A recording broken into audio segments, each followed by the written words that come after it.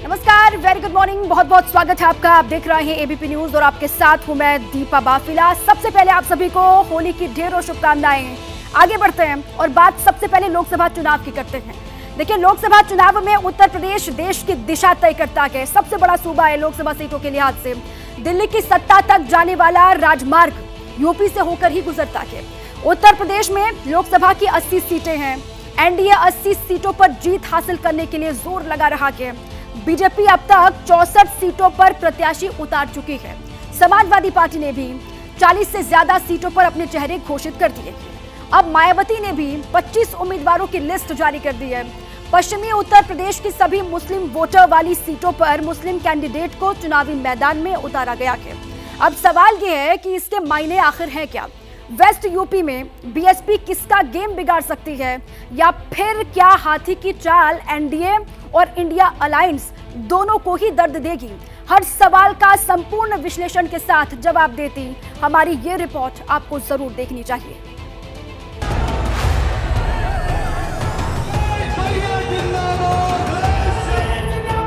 उत्तर प्रदेश देश का सबसे बड़ा सियासी सूबा, जिसके बारे में कहा जाता है कि रायसीना हिल्स का रास्ता लखनऊ से ही होकर जाता है। साउथ ब्लॉक में जिन 14 पुरुषों और एक महिला ने प्रधानमंत्री के तौर पर काम किया है, उनमें से 9 यूपी से ही आते हैं, जो राज्य हिंदी हार्टलैंड का केंद्र बिंदु है। जिस राज्य का देश की सर्वोच्च सत्ता से सीधा वास्ता है, वही उत्तर प्रदेश 24 के चुनाव के लिए सबसे बड़ा सियासी अखाड़ा बन चुका है। चुनाव में फिर एक बार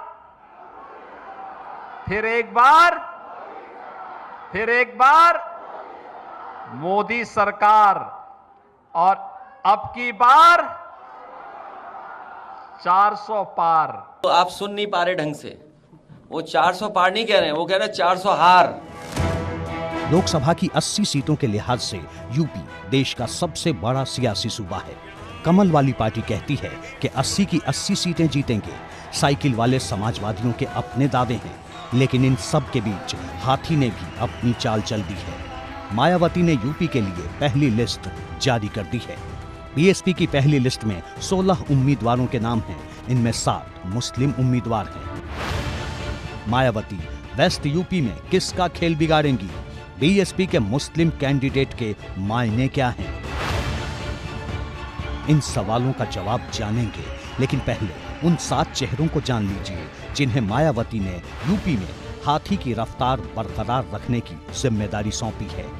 सहारनपुर से माजिद अली, मुरादाबाद से इरफान सैफी, रामपुर से जिशान खान, संभल से शौकत अली, अमरोहा से मुजाहिद हुसैन, आंवला से आबिद हुसैन और पीलीभीत से अनीश अहमद।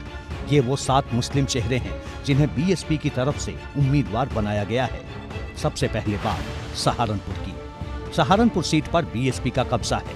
बीएसपी के फजलुर रहमान मौजूदा सांसद हैं। इस बार मायावती ने माजिद अली को उम्मीदवार बनाया है। माजिद अली ने 2017 में बीएसपी के टिकट पर विधानसभा चुनाव लड़ा था, लेकिन हार का सामना करना पड़ा था। सहारनपुर यूपी की उन 16 सीटों में से एक है जिन पर 2019 में बीजेपी को हार का सामना करना पड़ा था। सहारनपुर मुस्लिम बहुल इलाका है। सहारनपुर लोकसभा क्षेत्र में करीब 6 लाख से ज्यादा मुस्लिम वोटर हैं। इसके अलावा करीब 3 लाख दलित, 1.5 लाख गुर्जर, 3.5 लाख सवर्ण के अलावा अन्य जातियों के भी वोटर हैं। इस सीट पर सियासी खेल बिगाड़ने और बनाने में मुस्लिम वोटरों का अहम रोल रहता है।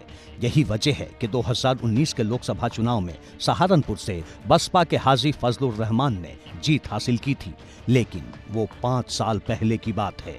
2019 का लोकसभा चुनाव बीएसपी, समाजवादी पार्टी और आरएलडी ने मिलकर लड़ा था। गठबंधन के नाते ये सीट बीएसपी के खाते में गई थी, लेकिन इस चुनाव में दोनों की राहें अलग अलग हैं, जबकि आरएलडी एनडीए का हिस्सा हो चुकी है। यूपी में कांग्रेस और समाजवादी पार्टी इस बार मिलकर चुनाव लड़ रही है। इंडिया गठबंधन के तहत सहारनपुर सीट कांग्रेस के खाते में गई है। माना जा रहा है कि कांग्रेस एक बार फिर इमरान मसूद पर दांव लगा सकती है। 2019 में इमरान मसूद 2 लाख वोट के साथ किसी तरह अपनी जमानत बचा पाए थे। ऐसे में सवाल ये है कि मायावती के मुस्लिम उम्मीदवार उतारने से किसे नफा और किसका नुकसान हो सकता है। देखिए, समाजवादी पार्टी इस बात को पहले ही कह चुकी है। 2022 का विधानसभा चुनाव देख लीजिए, भारतीय जनता पार्टी वो बसपा में आघोषित गठबंधन था और वो गठबंधन 2024 के लोकसभा चुनाव में भी जारी है। जिस तरह से बसपा ने प्रत्याशी उतारे हैं, उन लोकसभा क्षेत्रों में जहां विपक्ष मजबूत है, उन क्षेत्रों में कैसे भारतीय जनता पार्टी को राजनीतिक लाभ पहुंचाया जा सके, कैसे वोट कटवा प्रत्याशी उन मैदान में उतारा जा सके, उसको ध्यान में रखते हुए बसपा ने अपनी लिस्ट जारी की है। मायावती जी जिस प्रकार की राजनीति वो करती आ रही हैं, उसी क्रम की राजनीति ये है। वही वोट बैंक की राजनीति। कुछ उन्होंने अल्पसंख्यक वर्ग के प्रत्याशी खड़े किए हैं, कुछ अन्य वर्गों के प्रत्याशी खड़े किए हैं। और हमारा ये कहना है प्रारंभ से ही कि माननीय मोदी जी ने पिछले 10 वर्ष के कार्यकाल के अंदर 2 चीज़ें बहुत बड़ी की हैं।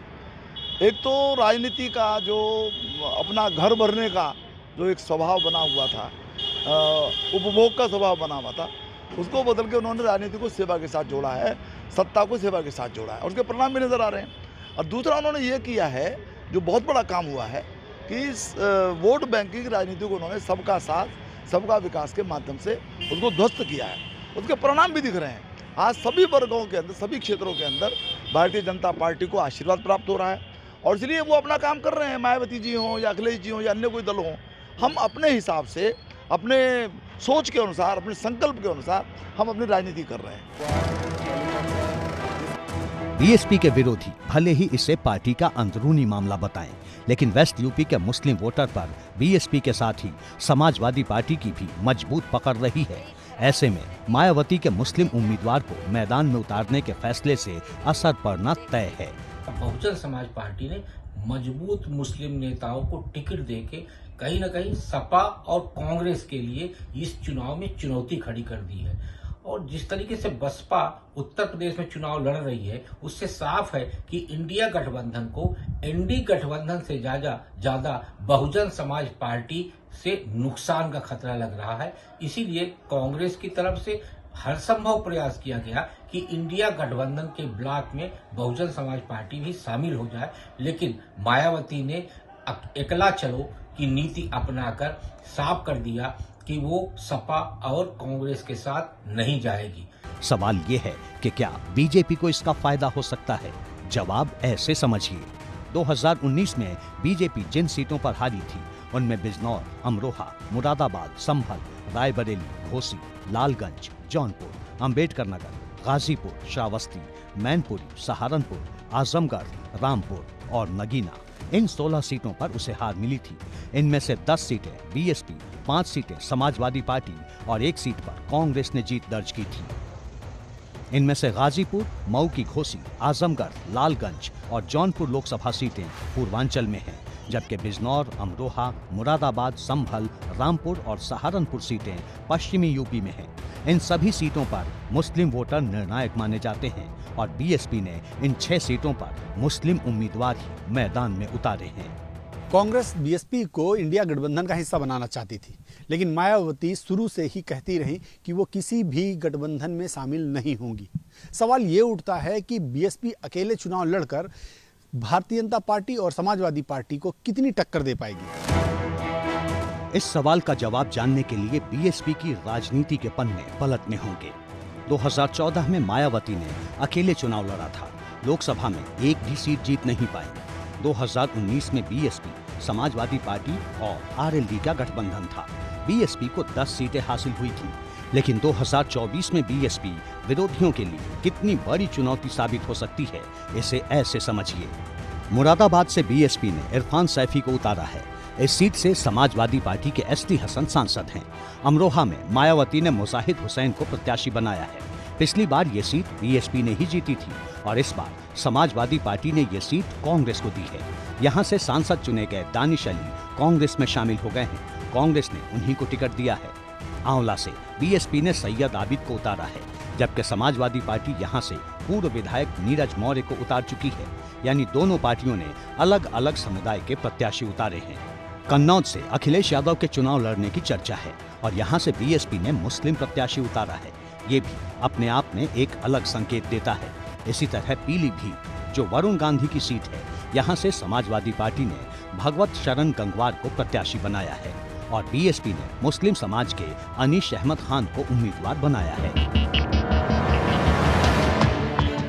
मायावती की ये रणनीति कई लोगों के मन में सवाल पैदा कर रही है। सवाल ये है कि क्या ये मायावती और अखिलेश यादव का कोई नया सियासी प्रयोग है? मायावती भारतीय जनता पार्टी के लिए बी टीम के रूप में काम कर रही हैं।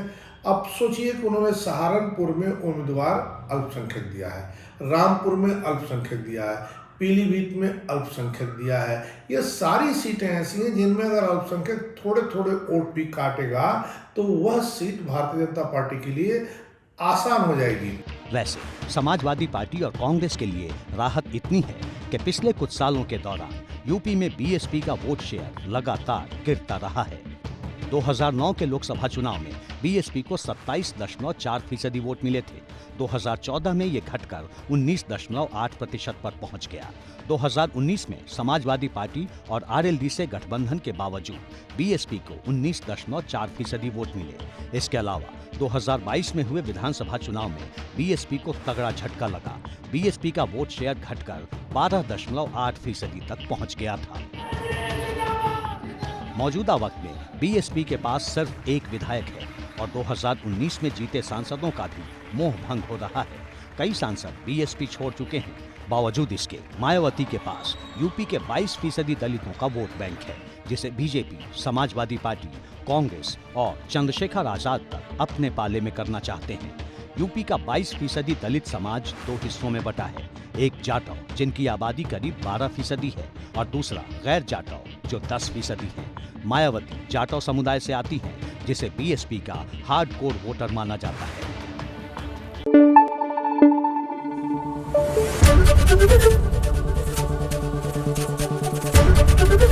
एबीपी न्यूज आपको रखे आगे।